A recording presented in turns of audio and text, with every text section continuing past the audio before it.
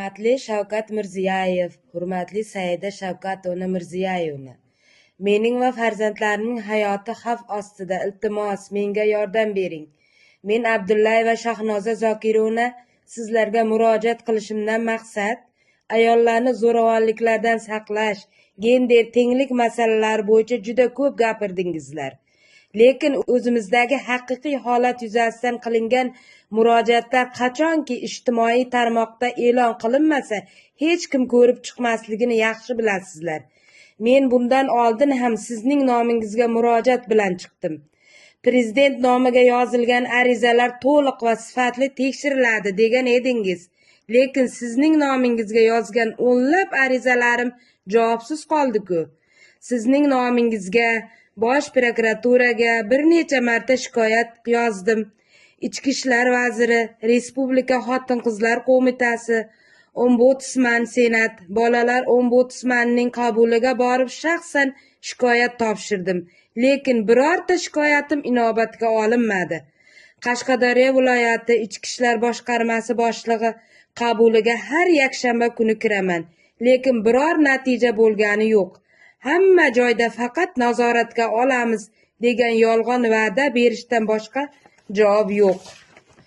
Men sobiq turmush o'rtog'im Rasulov Jobir Jamolxonovich tomonidan 2020-yildan buyon muntazam ravishda qiynoqqa solib kelinayotganligim, u tomonidan 2024-yil dekabr oyida boshimni urib yorganligi oqibatida katta chandiq yuzaga kelganligi, labim ikkiga bo'linib chandiq qolganligi, 2025-yil 4-iyun kuni jiyani bilan uyimga bostirib kelib, kasal yotgan joyimda meni farzandlarim va jiyanimning yonida video tasvirga olib, uni qarindoshlarimga yuborib, meni masxara qilganligini har doim 102 raqami orqali chora ko'rishlik uchun murojaat qilganligimni, 2023-yildan buyon ota-onamni uyda yashayotgan bo'lsam-da, ishxonamga kelib yoki ko'chada to'xtatib tinmasdan urib, haqoratlab, tan jarohati yetkazib kelayotganligi,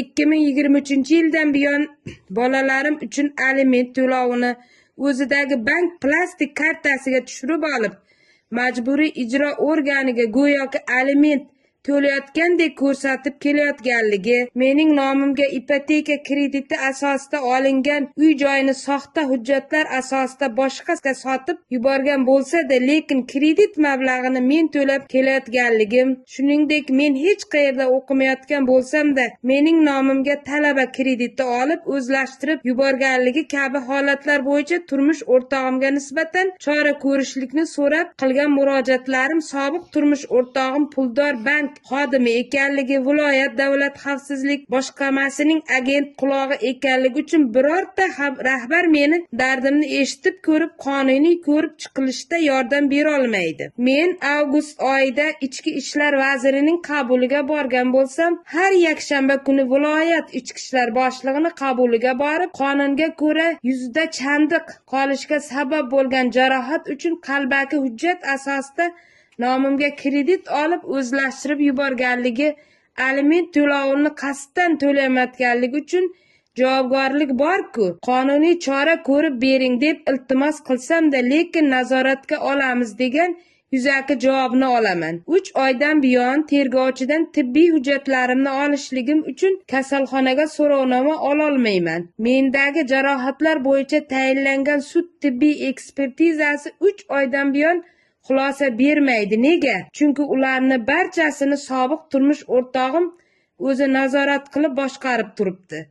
Mikrokredit bank respublika boshqarmasidan kelgan tekshiruvchilar ham bank sohasidagi qonun buzilish holatlarini ko'rib turib, chora ko'rmasdan ketishdi. Chunki mening nomimga soxta hujjatlar bilan chiqarilgan kreditlar uchun bank rahbari va notariusning ham ishtiroki borligi uchun ular chora ko'risha olishmadi. Men o'z huquqlarimni so'rab tinmasdan murojaat qilayotganligim sababli endi turmush o'rtog'im pul evaziga odam yollab meni qo'rqitishni, yo'llarda avtomashinada siqib chiqarib ketishni boshladi. Har bir qadamim kuzatuvdaman. Agarda arizamni qaytarib olsam, o'lib ketishligim yoki nogiron bo'lib qolishligim to'g'risida bir necha marta ogohlantirib ketishdi. Bu topshiriq turmush o'rtog'im quloq bo'lgan tashkilot tomonidan berilganmi yoki o'sha tashkilotdan qo'rqqan boshqa tashkilot tomonidan berilganmi bilmayman.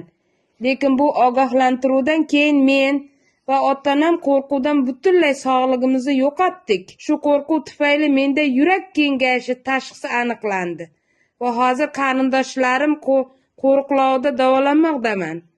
O'zbekistonda men murojaat qilmagan vazirlik va idora qolmadi. Hurmatli prezident, ayting, men dardimni kimga aytib, kimga murojaat qilayin? Aziz vatandoshlar, iltimos, mening bu murojaatimni iloji boricha tarqatishda yordam beringlar. Zora mening dardimni biror tashkilot eshitib, zo'ravonga nisbatan chora ko'rilishda yordam berib qolsa, hozirgi kunda mening va farzandlarimning hayoti xavf ostida. Hurmatli prezident, hurmatli Saida